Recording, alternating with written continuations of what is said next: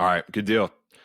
Dr. Gallo, Dr. Ismael Gallo, thanks for joining me. Appreciate it. Here with Brendan Till too, who's on the on my travel team, and just excited to catch up with you, Doctor, because like I was just saying, you do good work with kids, not only kids, but like professionals too. That are trying to get to that next level. So I'm curious just to hear like a little bit about your story, and then get into that a little bit. So just thanks for hopping on here. It's cool. Oh yeah, I'm excited, man. I think it'll be Yeah, a good episode. yeah, no doubt.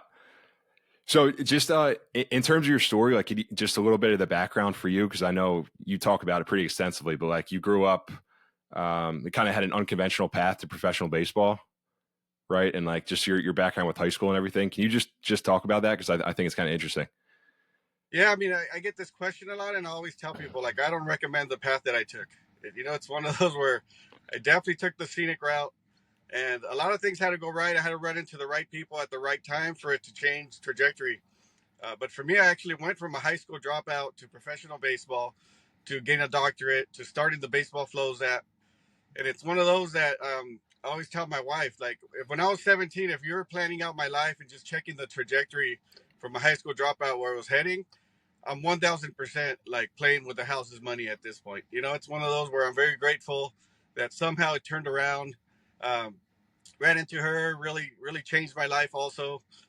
Another thing for me too was just coaches. I think coaches are underrated, man, because those for me are some of the people that really changed my thinking, and they were really able to get me from that like high school dropout mentality of I don't want to do the work, I don't want to go through the process, I want to be lazy, I don't want to show up every day and put in a little bit of work.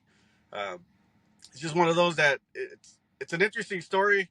I tell it all the time because I feel like there's a lot of people that are struggling. I feel that there's a lot of kids right now that are 16, 17, like Brendan, right, that are just trying to figure it out. Like, we don't have all the answers. Even at my age, I still don't have all the answers. But I think them just hearing a story of like, hey, guess what? You're not done at 17. It doesn't matter if you're a high school dropout, if you got zero offers, if you have no options. A good year and a good year of work can get you to that next level.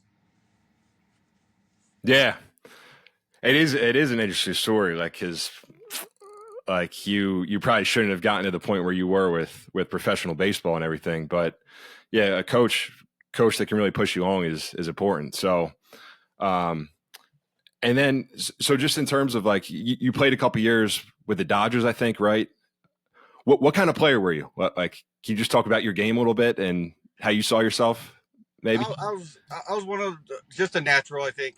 It's one of those two that I'm a lefty, so I'm a lefty hitter, and I just had that sweet like lefty swing. I was born with it. It's one of those It's where like beat that's like yeah, B Till, who's on the line. yeah, yeah. It's literally one of those where I'm not going to sugarcoat it. I think I was gifted a swing, but at the same time, I think there's something you can do to work it and make it better. And that's kind of what I ran into when I was with the Dodgers. Right, I played five seasons, and in those 5 seasons, I ended up with a 300 batting average.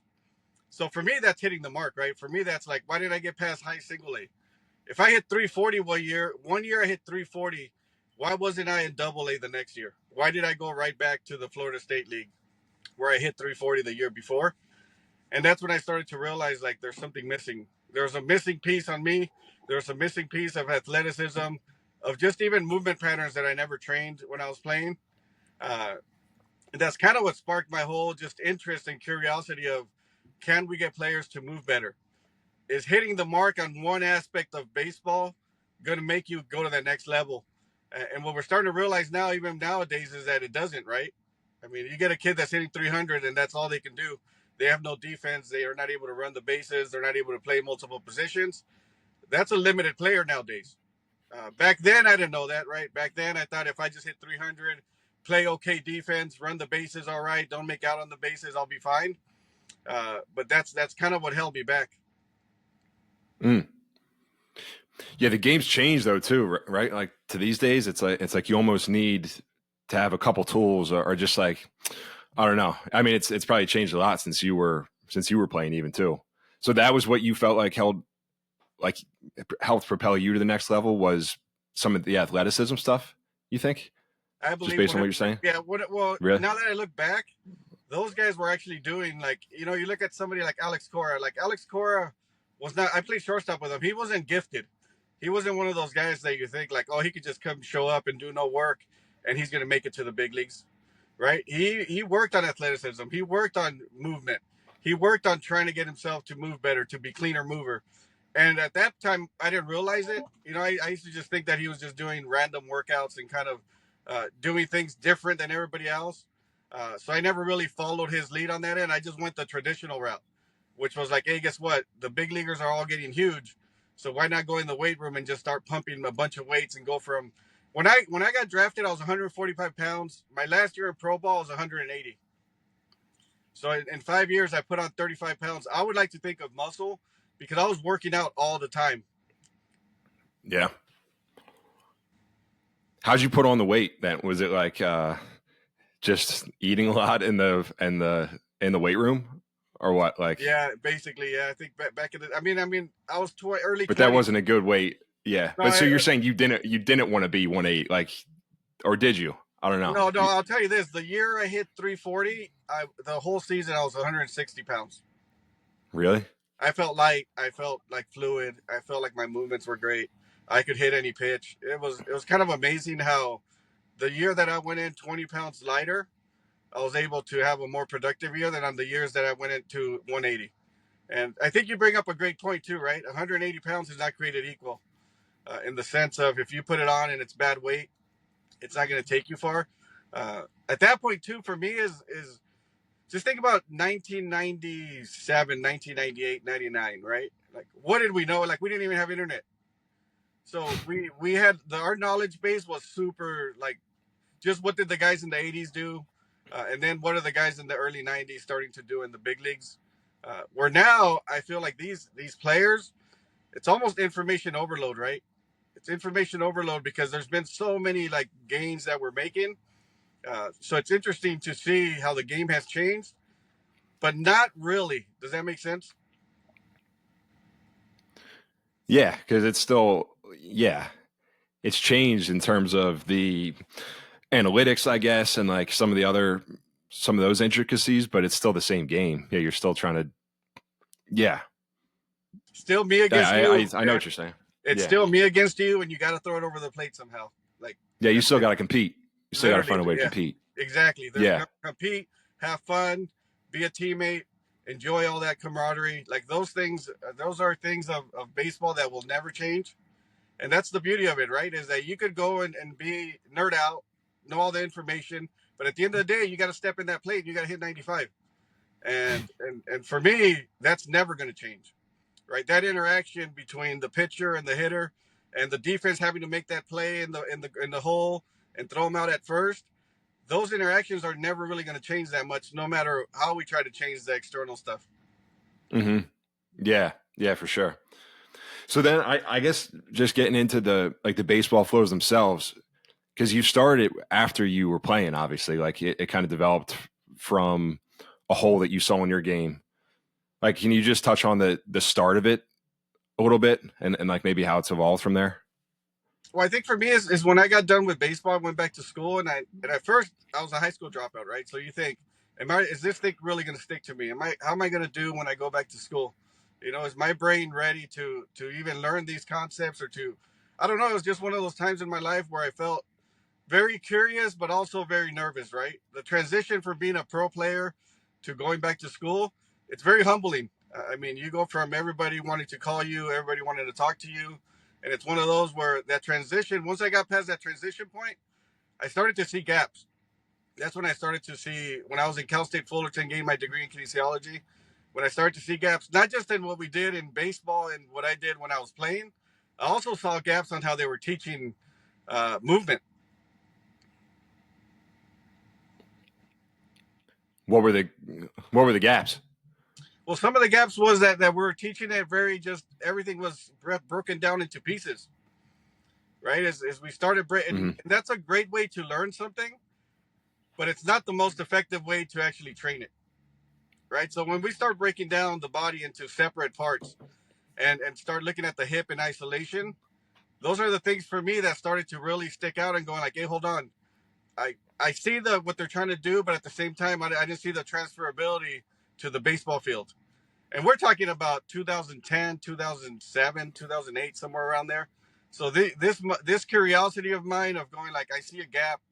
Another gap that I saw too was that a lot of the clinicians that were working with baseball players back in those days, they really didn't play baseball. Like they weren't ex-athletes. Like now you'll see a lot more ex-athletes nerding out, and I love it because I'm like, I used to be a unicorn 10 years ago. I was a unicorn. I was literally the only one with a doctorate that was an ex-professional player. Now I see on social media and I'm like, man, there's so many of us now, right? There's so many of us that are seeing that gap of like, all right, I've been on the field. I've been trying to barrel up 95. I've also been nerding out on the science. I've been in the classroom, and that gap is getting a lot smaller than it was when I started to develop the baseball flows. Yeah, because you've developed a really big following at this point too, like on Twitter and everything like that. So yeah, just kind of closing the gap. So like the interconnectedness, you were just talking about that, like everything was separated.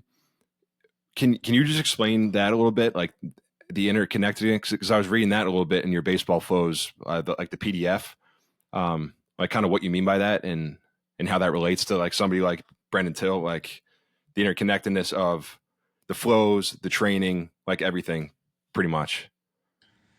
Man, I could be here all day talking about this one. Just because, think about it, everything is connected, right? Like there is no disconnect from the pitcher to the hitter. I mean, you just look at environment where you play, and then now we take it inside the body.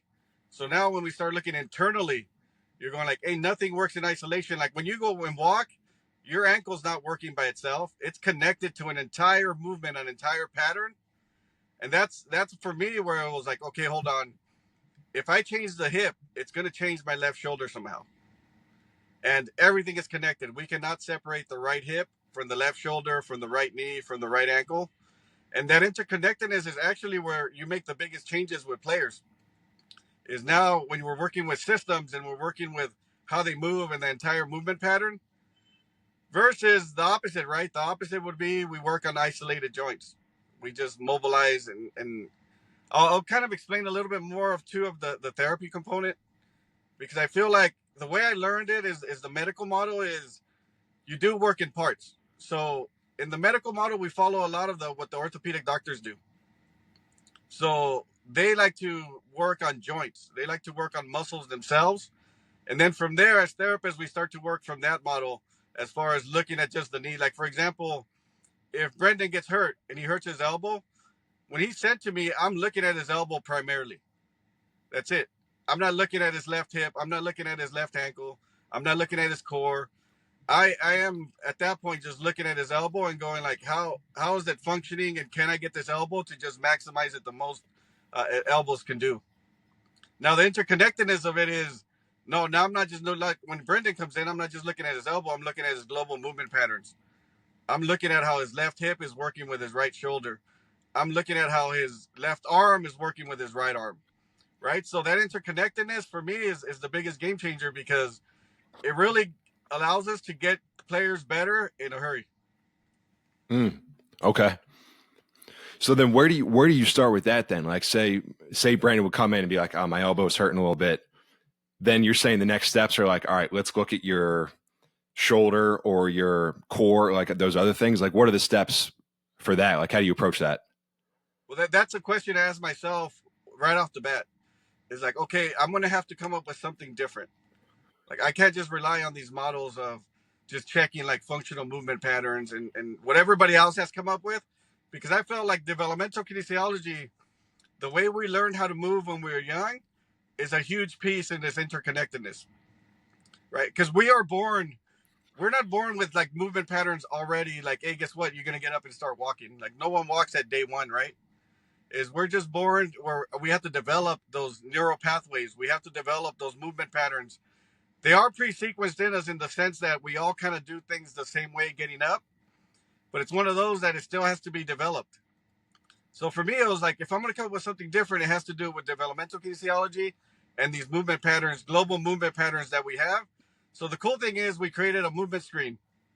So we do have a movement screen that all our players go through, and it's just a get up from the ground flow. And then from there, you're able to really see how the movements are working together. And now we can backtrack it, right? Now we can start looking at like, hey, hold on. When he's going through this flow, his hip hinge, there's something going on with his hip hinge. There's something going on with his spine angle. His head control is off. So for me, it was developing that new way of screening clients that was really the big game changer. Mm. Do you start with the movement screen? Would you start with somebody like Brennan, who's been doing it for a little while and it like might be a little bit more advanced with it, versus somebody who's just kind of starting it? Like, is it the same movement screen across the board? Yeah, it's six movements that they go through. It's the same movement screen, and then we have a scale system. It's out of 42 points. So someone like Brendan could start. I mean, we've had athletes that start at 15 out of 42. And someone like Brendan might be scoring in the higher 30s, right? They might be scoring. We never had anybody score 42. It's really hard. Yeah, it's because I mean, in general, you right? You got to break that. I said he's got to break that. Well, we got to see, right? Because it's a real intricate way of putting it. Because I combined me as a baseball player back in the day, me as a clinician now, not only just as a clinician but experienced, right? Like I've been 14 years a physical therapist, and I'm telling you this right now. When I look at what I was doing my first 5 years at physical therapy, I kind of laugh because I thought I had it all figured out. You know, my first 5 years, after 3 years, I went through a residency program with Kaiser, and I thought, like, I got it figured out, man. Like, this is it. You know, I'm the best therapist there ever was in the world. Now, when I look back, I'm like, man, I'm still growing. Like, I still don't have it figured out, right? I'm still searching for information. I'm still trying to find new systems, new principles. But I'll tell you this: the Baseball Flows app is actually, I mean, it's one of those where if I'm looking at it from the outside looking in, it's very intriguing because it's different, it's effective, it's very just, it transfers to the game so much. I know what's on the inside of it. My biggest thing is like someone like Brendan, it would be interesting to do the movement screen on him and kind of figure out where he's at with it. Yeah. No, definitely. Yeah, just to know what kind of where he sits. So, so you're saying then, because it's like this is like a proprietary thing, like you developed this yourself. How are you continuing to evolve it? You know, like is it feedback from kids like B Till or like other people, like big leaguers? Like how are you making sure that it kind of keeps up with where baseball is going, if that makes sense? Well, any system is evolving, right? I mean, I think you can never Yeah. just sit back and go like, okay, we're done. So we've had thousands of athletes on the app already. So everybody uploads their movement screen. So we have thousands of videos of before and after. So every 30 days they redo their movement screen. So for me, when I started noticing was, okay, guess what? We don't have to overcomplicate this. We don't have to redo it and kind of figure out, are we just going to evolve it and keep changing it every single time?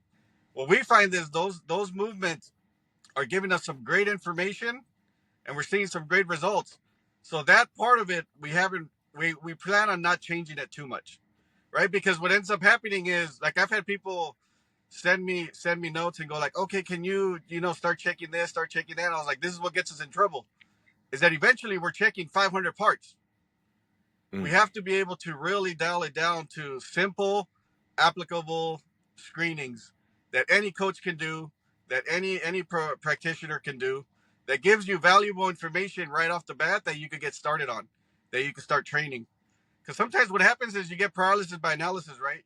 Your systems, that people that develop movement systems and training people, they're just making things way too complicated. Way too complicated for the coach, the player, anybody to understand. My biggest goal was like, hey, guess what? I was pretty practical as a player, see ball, hit ball. I want to be very practical also as a clinician, where we're going like, hey, guess what? We're going to do a simple screening. We're going to get valuable information and we're going to start training. Yeah, definitely. I can relate to the paralysis by analysis. Like I think everybody's kind of, I don't know, maybe experienced that at some point, because you're like, all right, there's so many different things that I can do. And then you just end up doing none of them pretty much. Or you like, you're kind of chasing like the next, what am I trying to say? Like you're chasing that next thing versus just sticking with the same program for a while, right? The fundamentals, Joe, right? The fundamentals of baseball are always huge. The fundamentals of movement are even bigger. right? The fundamentals that were laid down before us. I think the I'll tell you this, like great coaches have a great understanding of the fundamentals. That's just bottom line, right? That's what I see from when I talk to coaches, the ones that understand the fundamentals, the ones that understand. Another thing too that they have is they understand when good information ends and BS begins, right? They understand that they're able to really decipher, like, hey, guess what? This is real valuable information.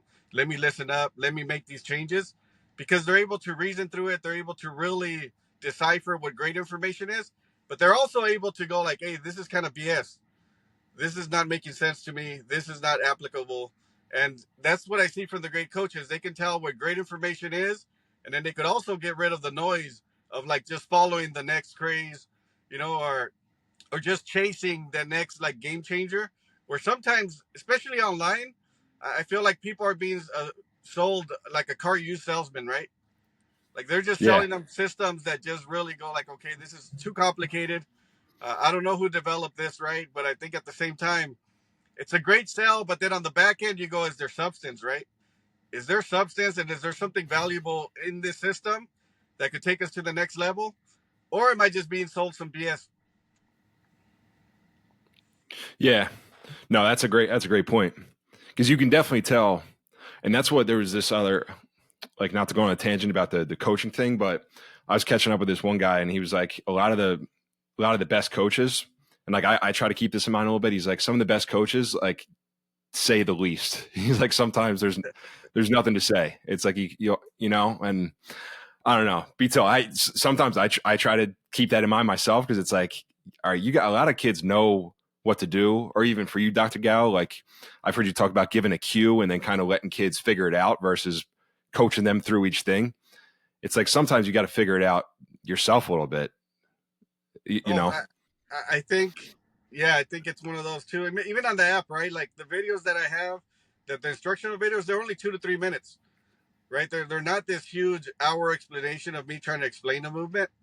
Because I feel like it's like you mentioned, is sometimes we gotta say less, right? Because hey, two things: silence is golden. Another thing too is giving that player the time and the bandwidth to explore and have fun. That's where the magic happens, right? It's not going to happen by me telling them how to move, by me telling them every little angle, every little thing that they have to do. It's by players like Brendan just exploring, having fun, and then just understanding the basics of like, this is how we're meant to move. Like this is nothing that should feel unnatural for you. It should feel very natural. And another thing is, it should transfer to what you're doing on the field, which is hitting, fielding, everything he does. He should feel like he could do it just a bit better, just because he's able to flow better. Definitely. Yeah. Beto, you got anything? You don't have to. I was just curious if you had any questions based on kind of what he's saying. No, no, I like what I hear. I like what I hear, but I don't really have any All right. questions. Yeah. All right. Yeah, I was just curious, but Dr. Guy, I too on the neuroplasticity point. Can you just go into that a little bit too, because this was something that I don't know, like as a player. So like I played at Seton Hall, graduated in like 2017, and a lot of these principles, I don't like, this wasn't even close to being on my radar. Like you said, it was kind of just in very compartmentalized. It was almost like, all right, we have our weight room session, we have practice, whatever. We have like stuff in the PT room. Maybe it was connected, but I didn't realize it if it was. But in terms of the neuroplasticity, I'm curious, because that's more along the lines of like, you can change your brain, right? Like you can, depending on what you put into it and the focus, you can change that. Can you just give your thoughts on that maybe a little bit? Well, I'll tell you this. I'll tell you the neuroplasticity, how I came upon it, right? Was with stroke patients. So here's what happens when somebody has a stroke, right? Like their part of that brain kind of dies out because there's no blood flow to it, right? So when there's no blood flow to it, there's a certain part of your brain that will just kind of atrophy and die out, for lack of a better word. And that means that whatever that part of the brain kind of is able to do is now gone. Like for example, the part of the brain that moves your left arm, if that area is affected, you won't be able to use your left arm anymore. right? That part of the brain that sends the signals to your left arm to do the function, to go grab a cup of coffee. That won't happen anymore after you have a stroke. But when I first started in PT in 2010, we used to think that a year after a stroke was basically where you were going to be. So if you had a stroke, the gains you made in that first year, that was it. Like there was no more changes after 1 year, basically, right? So then what would happen was therapy, you would just tell them like, hey, we're basically done. You've got so far, your left arm now can do 50% of what it used to be able to do. And that's kind of where it ends. Then in like 2015, 2014, they started to do more research on like, hey, hold on, the brain is plastic. There is neuroplasticity. We're able to build those stroke patients. What they found was those stroke patients are able to build new pathways that go to that left arm. From their brain to the left arm, they're able to build new pathways that get that left arm to go past that 50%, to just keep gaining and keep gaining. I don't think we're going to build those new pathways to get back to 100% with the left arm, right? Because certain areas are just going to take a lot of time to build them. But are we going to improve? Yes. And that's what I find with regular people, right? People that haven't had strokes, is through movement exploration, through going through the Baseball Flows app, people are able to not only build new pathways, they're also able to make the old pathways, right? The pathways they learned when they were young and those movements they learned when they were young, they're able to make those way more efficient. They're able to get from point A to point B in a hurry. And for me, neuroplasticity, it's one of those where it's just a big word to say like anything could grow, right? The brain is plastic. Your body's plastic. You can teach it new things in a hurry. Like if you want to learn how to juggle, eventually you learn how to juggle and you're like, that's a skill I never had. You know, you might not be the best juggler, but you're going to be able to throw some balls around and kind of catch them in a weird way that you never were able to before. And that's in the Baseball Flows. That was one of the things that we really wanted to take advantage of, to go like, all right, we're going to put you through some different movements, some different flows that are natural, that you had ingrained in you when you were 3, 4, 5 years old. And we're going to get you to be efficient, and those will transfer to your playing. That yes. So in terms of like anything can grow, right? So in terms of practicing the baseball flows, like how much more effective is it if you're doing them, like say a kid's on his phone looking at his phone and like texting every other rep or something, versus like deliberately focusing on it? Have you had any experience with that at all, or like seen one kid who might do it one way versus another, like deliberately? Does that make sense? Kind of what I'm asking. Like 100%. I think anything you focus Yeah. on changes a lot quicker, right? Anything you focus on in life. And that goes for movement too. If your movement is very deliberate, very intentional when you're doing the flows, you're going to see exponential changes versus somebody who's literally just going through it, right? Someone who's just brainless, just going through it and just, all right, let me do my 10 reps. They're not going to get as much as somebody who's really deliberate with, all right, I'm really going to be deliberate with how I flow. I'm going to be deliberate with my posture. I'm going to be deliberate with how I do this, how I make this transition, right? How I'm able to go through this flow. Those players are going to see exponential growth. So even in the app, I really guide players on a couple of things. Deliberate practice. Another thing too is being athletic, right? We cannot lose athleticism when we do flows. When we do our practice, we cannot lose the ability to be athletic, be in the moment, but then allow that athleticism to flow out of them. For sure. Yeah, definitely. All right. Well, awesome, man. I'm just curious too, like in terms of Twitter and everything like that, like social media, because obviously there's use cases of it like yours, and like Brandon comes across your stuff. He's using it. Like, what are your thoughts on social media and just using it for kind of what you're doing a little bit? Like, do you still go down rabbit holes and get distracted with it and spend too much time on it? I'm just curious because it's like a different, I don't know, almost a different generation, I guess, of where we're at with it. Is 2 years ago, I think I had like 50 followers on Twitter, and Really? yeah. And I've always heard bad things about it, right? Like, oh my God, hitting Twitter is the worst ever. Don't even go on there; it's so negative. But what I found was that if the baseball flows was going to grow, I had to go on social media. So it was like a must that I had to just go through the fire. The cool thing about it was that when I showed up, it was one of those where, yeah, you have your haters, you have your trolls, right? You have your people that are constantly trying to bug you. But it's one of those where I also ran into some great people, man. Like I wouldn't be where I'm at now if it wasn't for Twitter, because the messages that I got on the back end when I had like 50 followers. I mean, I got people that were reaching out that had 20, 30,000 followers that were like, hey, you're onto something. Like, just keep going. Just keep tweeting. Because there's a lot of times when you're tweeting, and even at the beginning where people would message me, I was thinking to myself, I was like, man, I thought I was just tweeting to myself.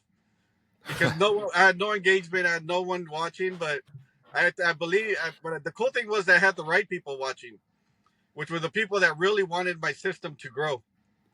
And on the back end, they started sending me messages like, just keep going. You're ahead of the time. In 5 years, everybody's going to be doing this. And half of me believed it. And the other half of me was like, man, but like, there's just there's trolls all over the place, right? I'm getting trolls from the left to the right. And it's one of those where I went through that fire. Now, I think I got like 11,000 followers.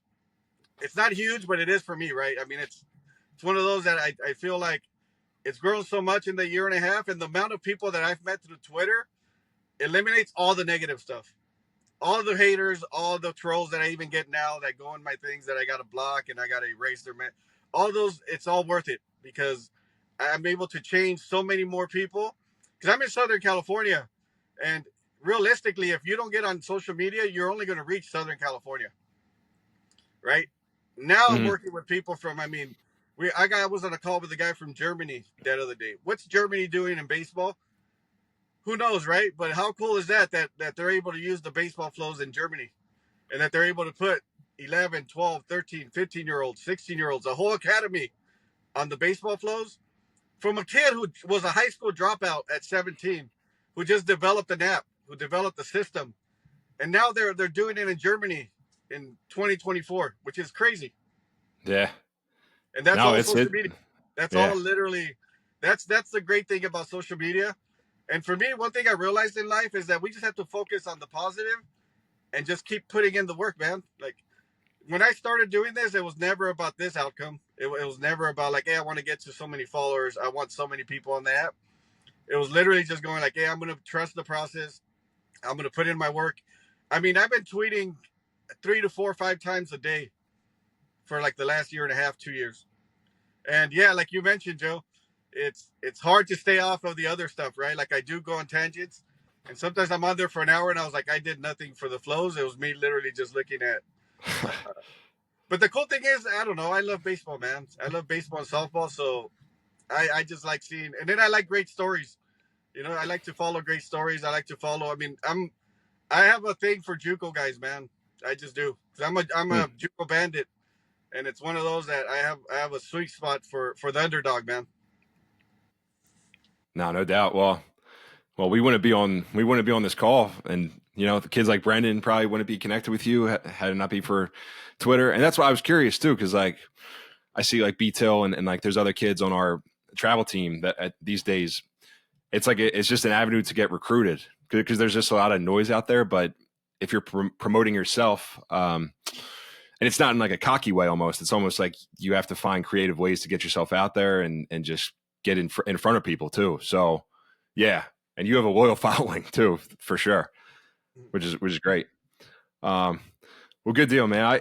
If you don't mind, I'll just ask you one more question, and then I'll kind of let you respect your time and let you go on with your day. But so like a kid like Brendan, he's been doing the flows for a little bit, and he has aspirations to obviously get to the next level, and then maybe even beyond that. Um, Not necessarily advice, but like you've seen probably hundreds of kids that are in his exact position. Like, what are the kids that are having success with it and then flowing flowing like into the next level? Like, what are the kids that are having the most success with it doing? Um, Maybe something that he could pick up. I don't know. Well, here's the cool thing, man. I'm new school, but I'm also old school, right? I grew up where it was like you got to put in a day's work, like you just have to. There's no way around it, right? There's one of those things that you just gotta put in your work. You got to take in your reps. You got to get your ground balls. You got to get your hitting. You got to do all the skill sets that you have to do. the things that coaches too. I mean, for me, the biggest thing was you got to listen to coaches. Coaches, a lot of them, yeah, sometimes they're not the best advice sometimes from a coach, but they do have experience and they do have things and they're trying to get you somewhere as far as baseball, as far as even as a person, right? So it's one of those that I always tell kids is that there's baseball and then there's you as a person, right? And coaches are trying to work on both things at the same time, right? They are trying to get you to the next level, but it's not just X's and O's. So one is listen to coaches, put in a day's work, but the biggest thing is believe in yourself. What I've noticed is not only do I talk to kids like Brandon quite a bit, but I also talk to ex big leaguers. You know, I'm preview to I actually get the best of both worlds, right? Like ex big leaguers really respect what I do, and then people that are not ex big leaguers that are just the common parent also respect what I do because I don't come off as somebody who's like, oh, guess what? I'm unapproachable, right? I'm just a regular dude that somehow was able to play pro baseball, that was able to get a doctorate, that went from a dropout to a doctor, you know? So it's one of those that I always tell people is you got to be able to believe in yourself. So belief is one of those too that a lot of people are not going to instill it in you, but if you run into the right people, they'll help you with that stuff, man. It's one of those that you have to rely on the community. So to think that you're going to be and do it by yourself, you work a lot better with people around you, with good people around you and your environment, and really focus on that, man. Definitely. Yeah, for sure. Yeah, the belief is so important because I agree with what you're saying. Like coaches, although I think there is a caveat to that. It's like coaches, obviously some coaches have your best interest. Well, hopefully all of them do, you know, but like sometimes not all the time. I don't know. But for sure, listen to coaches and just find a belief in yourself. So that's cool, Dr. Gallo. Can you just get like where to find your stuff in case there's anybody listening, anybody else that wants to look you up and hopefully use your stuff? Yeah, you know what? I'll answer that in a bit, but I want to go back to that question that you just asked earlier with the coaching, because I think you hit on something. I could kind of see your brain kind of going and trying to figure out what you're trying to say. I think you could be too coachable too, right? Sometimes that happens. I've seen that before too, where kids just follow coaches blindly, and then the coach leads them into a direction where it's like, no, hold on, that's the coach's belief. That's the coach wanting whatever coaches are trying to accomplish, right? So, like I mentioned before, I think great coaches are able to really decipher when like great information ends and BS begins. I think the players that I see that are in the big leagues, like I talked to Tommy Pham actually quite a bit. And Tommy's a perfect example of he explores every system, man. He looks at everything that's under the sun. But he has a great mind for knowing when great information ends and where BS begins. Right? I think players have to also look at that even when they look at coaches, right? Is to go like, okay, hold on. Is this coach just selling me on something because it's more of what he wants to get out of me versus what's going to help me as a player moving forward? And I think if they're able to really hone in on, I want to be coachable, but I also want to be active. I want to be active in my process and in my belief and in what I want to do as far as a player. I think that's a great mix for them, Joe.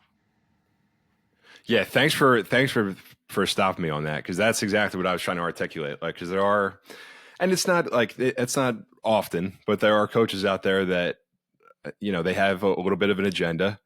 There's going to be a lot of coaches, I think, recruiting high school kids that, especially these days, with like there's a transfer portal. There's like a lot of them are in win now mode. It's kind of a different era from when I was getting recruited, which was 11 years ago.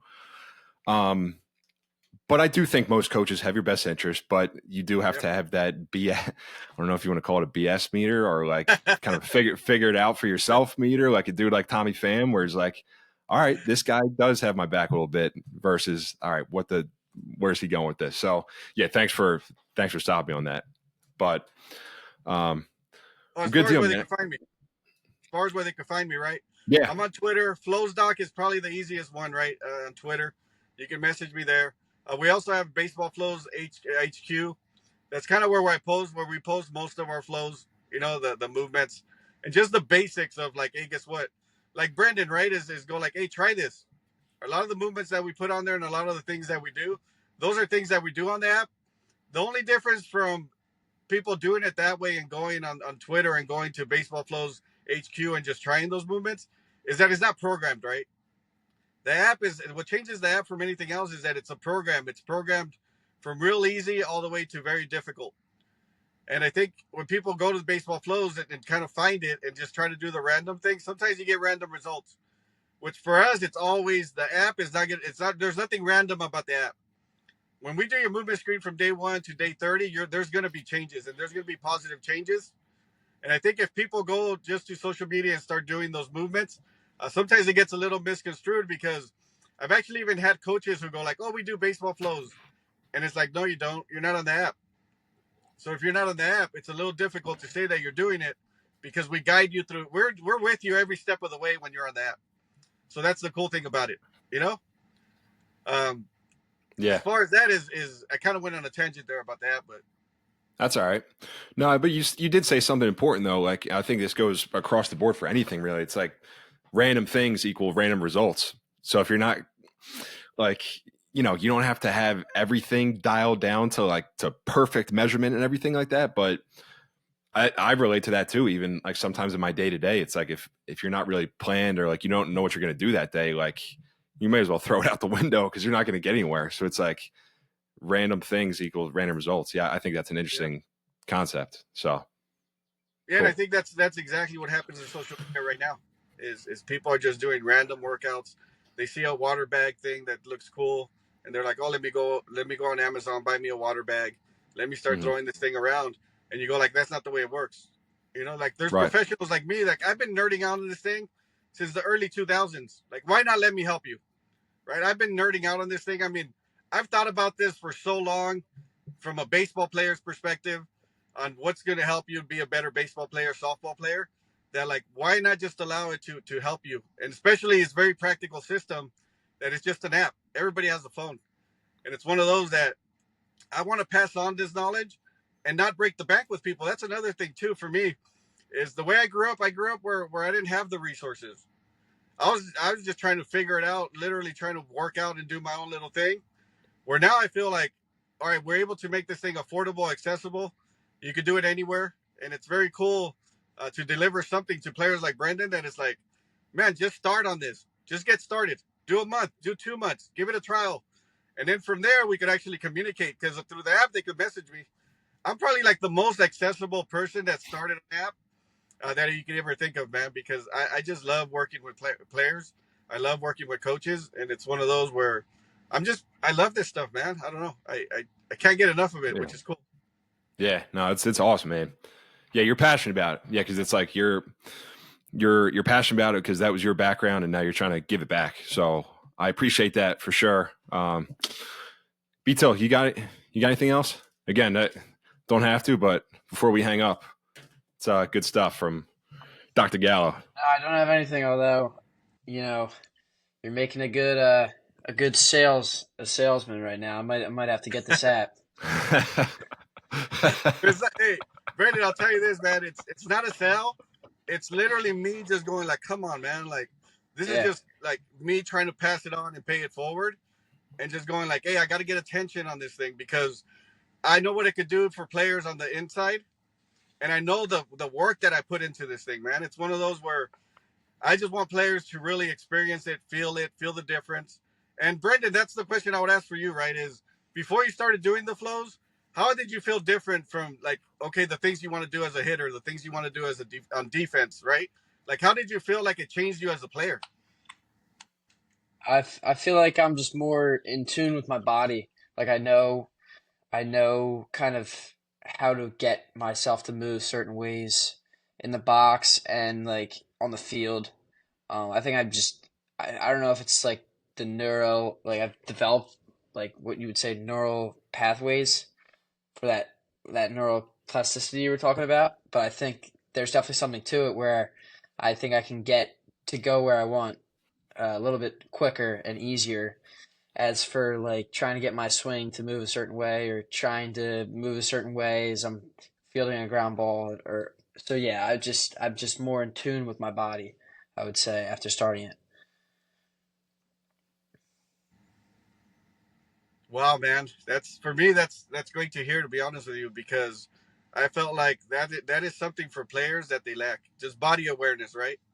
That's Body exactly what it is. awareness Yeah. from that's probably the biggest thing that I see in the PT clinic is the players that come in that have injured their shoulder, their elbow, their body awareness is nowhere near where it should be. You know, a lot of these kids, I mean, when I put them on the ground and go like, just stand up, just lay down there and stand up, they have no idea how to get up without using their arms. They're looking at me going like, how am I supposed to do this? Like, what? Like, help me out here a little bit, you know? And I don't help them out because I go like, figure it out, dude, figure it out how you're going to do it. And the patterns they use, it's amazing how their body has forgot that skill of just flowing up from the ground. And guess what? A month later, they're flowing and they're doing it with like Brendan mentioned, is they're so in tune a month later after going through the flows that it's amazing to see the growth of a kid who was unable to really even figure out the basic movements of getting up from the ground. How much they could actually transfer that to the skill of going like, man, no wonder in hitting, my coach is trying to get me to hip hinge. They're trying to get me into like this deeper pattern of hitting that low and outside fastball. And how now they're able to go like, oh shoot, I have this new body awareness. And now I'm able to really manipulate my body and manipulate energy to be able to really barrel up that baseball.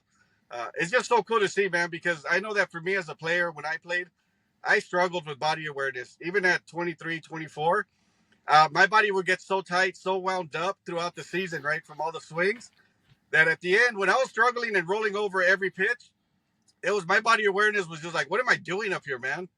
Like, what am I doing, dude? Like, this thing is like, I cannot get my swing off anymore. And I never understood what that meant, right? Like, I didn't have the knowledge I have now back then. I just felt the tightness. I felt the restrictions. I felt like I couldn't do what I do usually when I'm moving well. But I had no way of changing that, man. I just, and that's why for me, it makes me so exciting to hear. You call him B Till, right? I like hearing B Till. B Till, yeah. Yeah, I like B Till, man, because Yeah. he said exactly what I meant, what I set out to do, right? This is exactly what I set out to do, and it's great to hear it from a player because let's be honest, at the end of the day, it's about the players, man. It's about this dude and giving him the best chance to make it. Just to make it, even not just as a player, but as a human being, right? Like the further you go, Big Hill, you'll start to learn that you learn so much more about yourself. That's going to help you later on in life, man. When you're out of baseball, 35, 40, you're going to think back to these days and you're going to go like, man, I'm great. I'm so grateful that I was able to go through those experiences of going to college. Even JUCO, man. Like JUCO, I learned so much there. I learned so much about failure. I learned so much about like showing up, being intimidated, right? Like, I mean, every level you go up, it's freaking intimidating, man. And I think that's going to happen to you the rest of your life. You know, you go into a new job and you're going to go into an office and you're going to be intimidated by everybody else. But just having those experiences as a baseball player, I mean, I just love hearing what you said, man. Another question I would have is, do you feel like it was hard to do the movements or did you feel like, hey, these are pretty natural? I think when I first started, it was actually pretty tricky. But after doing it for a couple weeks, I'm not sure when I started. I think it was this winter. It definitely got a lot easier as I went on, and now I feel like I can do them. Just do like the basic ones pretty easily. But when I first started, it was actually pretty difficult. Yeah, which is cool because that's what we're finding, right? Is imagine something detail that is natural to you that somehow feels unnatural now, right? When you started. And that's what we talked about earlier, which is just re-ingraining those pathways that you had when you were 5. When you're on the playground at 5, 6 years old, running through the monkey bars, doing all those patterns were in you. All we did was just make those re-ingrain them. And now for you, it's easier. So now it's time to challenge up, right? Now it's time for you to start some aquabag flows, to start J-band flows, to start the kettlebell flows, to really challenge your system, to get that neuroplasticity, those neural pathways to get ingrained even deeper. And that's when you're going to get like exponential gains on the baseball field, man. Awesome. I should have just been a fly on the wall for this whole thing, Dr. Gal, honestly. You should have. Dude, I'll tell you this. B-Till's cream of the crop, though, man. He's, like he's about to go hit at the facility after this. Like, the grinder, man. Just don't catch him on a golf course. Hopefully the flows don't translate to the golf course because he's going to whoop me on that soon enough. Well, here's the cool thing, Joe, is actually my golf game. I used to be like a 100 golfer, right? Like I just sucked, dude, because I never put time into it. I just kept my baseball swing and was just hacking away. After I went through developing the system and going through the flows, my golf game, I'm like low 80s now. And it's not like I'm practicing more. Really? It was literally just came right back to like degrees of freedom, right? Like I didn't realize I'm in my late 40s. I didn't realize how tight I was. I didn't realize how restricted I was from just having a desk job. And all of a sudden, I started to move on my golf swing, where I was like, "Oh shoot! Like this is becoming a lot easier. Like it's not as restricted as I thought." Another thing was it just allowed me to focus more on the target. Like I was like, "Oh, I just got to put it on the green. That's it. I just got to be athletic, put it on the green." But it gave me the freedom to go like, "Hey, I don't feel tight though. I don't feel like I got to change my golf swing at all because I used to be like tight hips. I used to be like tight spine." After I went through just developing the system and going through the flows myself, I was the first client, by the way. Me and my kids were the first clients. It took me a year to develop this, to really go through every movement, and my golf game went from like 100 to like low 80s, and it's one of those where it was kind of amazing how it transfers to just way more than baseball. It transfers to football, basketball. I'm gonna have a hockey convention I'm presenting at next month or this month. And you're talking about 300 clinicians for hockey, professional hockey, that I'm going to be presenting to. And I'm presenting the flows. I'm presenting the concepts, the things we talked about. And it's so cool to see it just even transcend baseball. But for me, baseball is my first love, man. So it's one of those where I could sit here and talk to B. Till for the next 3 hours. Literally just pick his brain and just pass on what I learned, right? Just the basics of like, hey man, this is the fundamental stuff that you can work on. I mean, you're a hard worker, but sometimes hard work and really being specific of what you do is the biggest game changer, right? Because sometimes we work hard and we do certain things and it's more just like, okay, you're overdoing it now, right? Like your return on investment of all that work, like the last 5 days of work, is very low because we're just repeating certain things, or we're not re-ingraining new pathways. And that's where the magic is going to be for B. Till, is for him to keep exploring, working hard, keep exploring, having fun, keep exploring, keep doing the skill work, and then get on the baseball flow stuff, man. Awesome. That's awesome, man. That's great stuff. Yeah. Well, I wish we had 3 more hours, but we'll call it here. Dr. Gallo, thanks again, man, for hopping on here with Brendan, B. Till. Hopefully, I got a lot out of this. I'm sure he did too. So I appreciate it. If you could just hang on for 1 sec, because I'm going to stop this and then need it to upload. But thanks again. Thank you, Dr. Cool. Gallo.